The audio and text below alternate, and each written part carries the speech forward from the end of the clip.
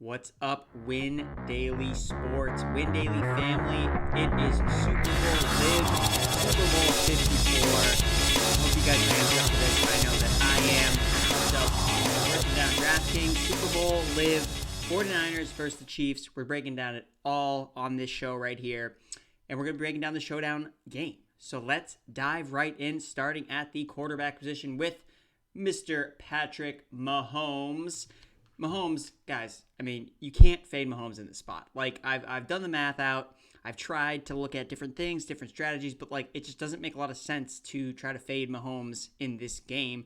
If you look at Mahomes, basically in any game that he plays that has a 51 or more under over, he puts on an absolute clinic. We've seen that in the two games that he's played already this season, 41 DraftKings points and 35 DraftKings points, respectively, in his first two playoff games this year.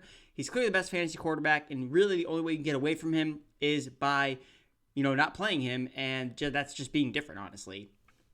It will help you, I would say, if you're making a lot of GPP lineups, that you can fade Mahomes in maybe one or two. But for the most part, he's probably going to be the winning lineup because there really isn't a game scenario where Patrick Mahomes isn't putting up points. Whether the Chiefs get the lead, it's going to be because of Mahomes. Whether they're coming back, it's going to be because of Mahomes. So I think that in a game like this, even though the defense is good, they are statistically good on a lot of different areas, I think that Mahomes still has the edge. Just looking at the specific numbers, I don't think that the 49ers defense will be able to stop him because of the way that he's able to move around in the pocket. And I just think that, the 49ers defense is much better in not the red zone and stopping teams from getting into the red zone. And the Chiefs have had no problem moving the ball outside the red zone. So, in that essence, I do like Mahomes. Maybe his ceiling isn't as high as in those last two games, but I still think ultimately for you to win in a showdown lineup, you will have Mahomes in some aspect, whether it be in your flex or captain spot. I was leaning towards using him more in my flex spots more often than not.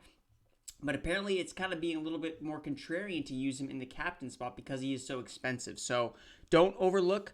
I wouldn't say overweight. I would say probably have some even exposure to both Mahomes as a captain and in the flex spot. But I would prefer to use him in the flex just because it gives my lineup a little bit more flexibility. Now moving on to our guy, Jimmy Garoppolo. What do we think about him in this spot? So I think that he's really underrated. I think that people are looking at all the recency bias here and that he's not throwing the ball, but his game isn't not that far out of reach, a ceiling game for him.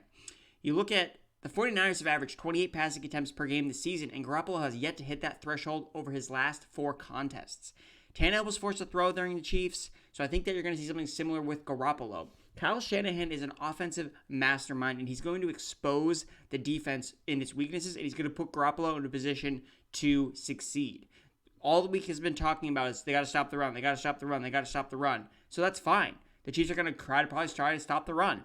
And that's going to make Garoppolo a guy that's going to be able to put in a position where he's going to succeed because Kyle Shanahan's going to identify certain players on the Chiefs defense that he's like, yep, this is going to be the worst day of your life. Get ready for it. And he's going to be able to put guys like George Kittle, Deebo Samuel, Emmanuel Sanders in positions where they have exposed matchups. So, hey, Garoppolo, you have George Kittle against the linebacker. Go after him. Or, hey, Emmanuel Sanders, hey, you have a matchup against a really slow safety, a slow linebacker. Like, that's going to happen. And Garoppolo's going to know when to throw it to those guys because he's an efficient quarterback.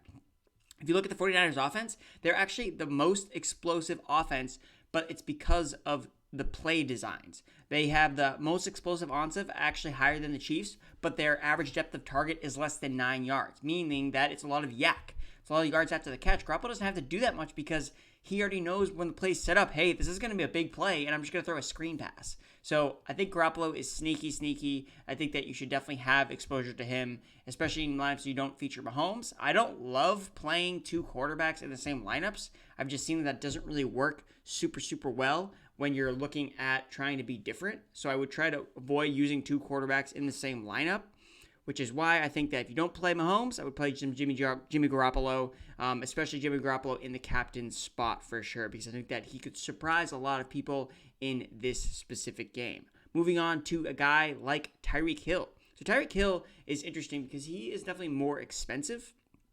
He's definitely on the more expensive side. He is the second most expensive player at the flex, and I think that's not really worth his price to pay up for him necessarily. Like I said, he's really expensive, And his range of outcomes is like pretty similar to a lot of other of these boom busts. He's a boom bust receiver. I mean, I'd honestly rather play Kelsey just straight up. Maybe Kelsey's ceiling isn't as high, but Kelsey has a much safer floor than Tyreek Hill. And you could get the ceiling from Tyreek Hill from a guy like Mecole Hardman, who I absolutely love. I love Mecole Hardman in this spot here. So I'm going to definitely just throw Mecole Hardman into the flex here as well, because I think that he is in a great spot, and we're going to add in, or I'll go back to Kelsey. But Mecole Hardman is in a great spot here. If you look at the way that he is set up, so basically Mecole Hardman has made most of his damage on third down this season. He's actually scored 40% of his fantasy points from the third down position. And Mahomes is the best sack rate on third down, meaning he gets sacked the least amount on third down plays. 49ers ranked dead last amongst 11 personnel, which is 3 wide receivers in the red zone. They're bad against play action. They're bad against screens. So I just think that all adds up to Hardman being a critical factor on third downs, especially the fact that he saw more playing time last week over a guy like Demarcus Robinson. So I think Mecole Hardman is someone that's really easy to fit in the lineups. He's 2,200. Honestly, you could probably play him in like 75% of your lineups because you're going to have to save salary somewhere. And I think that he's a very contrarian captain play for sure. So I really like Mecole Hardman. The other Chief I really like is a guy like Damian Williams. I think Damian Williams is going to be my main captain in a lot of spots. I think that because of the way that he has his touchdown equity. I think that he really has a best chance of scoring a lot of touchdowns in this game. If you look at his career in the postseason, he has scored 9 touchdowns in 5 career postseason games. That is excellent. So he's definitely someone that I'm going to be heavily targeting. I always have noticed in showdown slates that you want to target running backs that are using the pass catching game. That's Damian Williams. He catches way more passes than any of the 49ers running backs do, and he's going to be on the field the entire game. I don't think the 49ers are as good against the run as you may think. They are good against pass-catching running backs. However, they are going to be spread out by this Kansas City Chiefs offense, so I do like Damian Williams in this spot. I think that he's a significantly better play than any of the 49ers running backs, so I really like him to do really well in this spot. Speaking of the 49ers running backs, let's look at these guys. So you got Tevin Coleman, you got Matt Breida. So Tevin Coleman's going to play in this game, guys.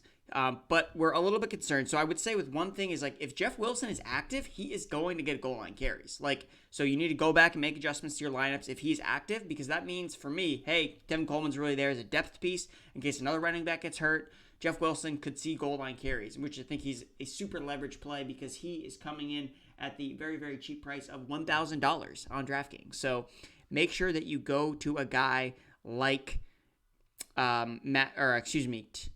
Wilson in this spot. Tevin Coleman, I think that, again, if he plays, he's a contrarian play. People are going to be off of him because of the fact that he was injured. But again, we see this a lot. You know, even with a guy like Matt Breida last year, and even during the season, like, he would be injured all week, and then he'd come out and just be like amazing.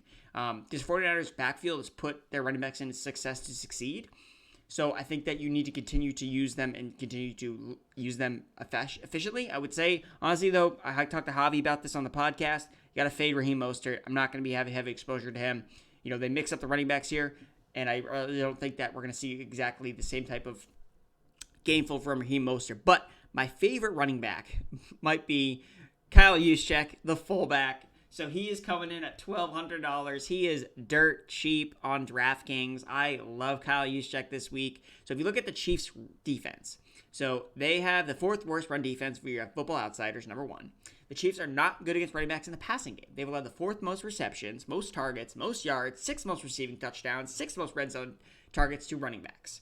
Coleman has seen the most consistent work as a pass catcher this season, but because of his shoulder injury, he could actually see less time as a pass blocker and as someone that's going to not have he can't extend his arms because he has a shoulder injury. So that's kind of the reason why I don't think that Tevin Coleman is going to be heavily involved in the passing game, which means my boy Kyle Juszczyk is going to get that action. Keep in mind the 49ers have the best, they use 21 personnel all the time, 54% success rate, 5 yards per attempt, and 32% of the time they run it. He's literally on the field a lot. And Kansas City versus the defense, versus 21, worst fullbacks, sucks. 51% sex rate, 5 sex rate. Yeah, exactly. Kyle Juszczyk sex rate. 5.5 yards per carry. He is super, super sneaky, and I love him as a prop bet in terms of first touchdown. I think that Kyle Shanahan definitely has something dialed up for Kyle Juszczyk, so Kyle Juszczyk 100% exposure, $1,200 in the captain spot. Maybe it'll happen. Maybe it'll happen. We'll see. Some wide receivers, and also as well, Kyle Juszczyk has the most receiving yards of any San Francisco running back this season, which is very interesting. And he also has the most red zone targets. So again, Kyle Juszczyk, don't be sleeping on that guy. Moving to the tight end position. So you got Travis Kelce and you got George Kittle. So for me, I prefer George Kittle in a lot of these spots. I think that he is a better overall play than Travis Kelce. I think that Travis Kelce might be safer, but when I talked about, I mentioned Kelce as a guy who really has the opportunity to do a little bit more. And, he's going to be able to eat up the zone. He's going to catch more passes. It would probably lead the Chiefs in receptions, I'd have to say, but maybe not yardage. Maybe he doesn't necessarily catch a touchdown. Where George Kittle, again, if he gets that matchup, that exposed matchup against a defense that has been pretty bad against tight ends. 49ers defense is one of the best against defenses against tight ends. 6th fewest fantasy points, while the Chiefs defense allowed the 5th most fantasy points to the position during the regular season, including 2nd most receptions and targets. For me, Kittle seems like the clear value play, especially because he's been held under 5 fantasy points back-to-back weeks. Because I like Jimmy G, I like his top pass catcher here in George Kittle. Working in the middle of the field is what the 49ers do best. They do it on 64% of their plays. And, that's what he's going to do. He's going to eat up this Chiefs defense, and I like his yak ability. So I think that George Kittle, they're going to find ways to get him the ball, get him involved. We've talked about, he loves to block, and it's like, hey, he's going to, shut a block and go run for a 60-yard touchdown. So we got George Kittle in there as well. And then moving on to our kind of last bit here, kickers, defense, and special teams. Something that you don't want to overlook. You really don't want to overlook this. I really think that it's important that you do feature some of these guys. I know a lot of people are going to be like, they don't have any upside. But again, if they didn't have upside, nobody played them, then they would never be in winning lineups. But I've seen so many showdown lineups where they have kickers and defenses in them. So you need to use, I would say in every lineup, you have one kicker, one defense, at least one in most of your lineups. It works. Trust me. So again, from this perspective, I prefer the 49ers over the Chiefs defense. I think the 49ers will ultimately win the game, which is why I'm on them. And I think that they are more likely to come into sacks and turnovers. I'm not necessarily buying into the idea that you can't play Mahomes against the 49ers defense. There's going to be a lot of overlap. And it's if you look at it, okay, well, if Mahomes throws a pick six and the 49ers score, then okay, now Mahomes has to throw more. One turnover is going to cause a lot of problems in this game, and I think that ultimately, because Mahomes works more off script, those plays are more likely to result into turnovers. Whereas Garoppolo, yes, maybe he is more turnover prone, but he's going to see more scripted plays that are more safer to run. Shanahan's not going to put him in a position where he's going to turn the ball over. It would just be because he turns the ball over. Whereas Mahomes is going to be running around, getting chased, trying to make stuff happen, and that's when turnovers happen. So ultimately, I like the 49ers defense more.